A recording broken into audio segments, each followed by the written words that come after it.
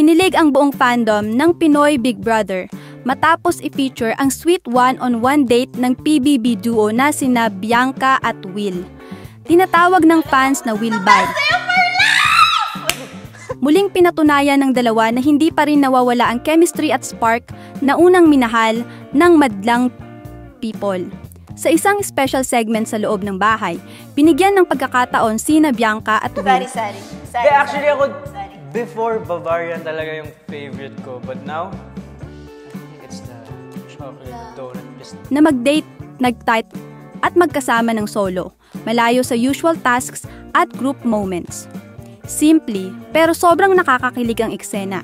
Kumain ang dalawa, nagkwentuhan, at nagtawanan habang panay ang tinginan at ngitian.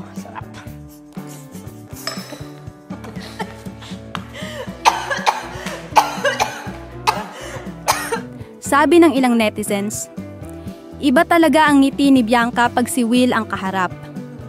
Marami rin ang napansin na blooming si Bianca at mas relaxed si Will habang magkasama sila. Umani agad ng libu-libong reactions sa social media ang mga clips mula sa kanilang date. Pero ang pinaka-highlight ng gabi,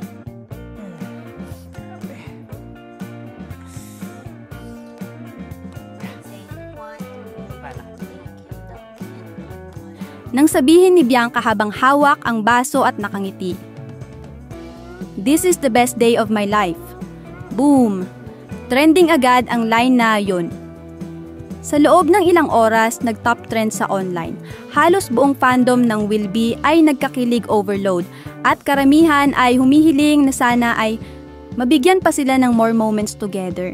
May mga nag-post pa ng memes, edits at throwback clips ng dalawa, sabay sabing, "PBB, ibalik nyo ang kilig series ng Will Be.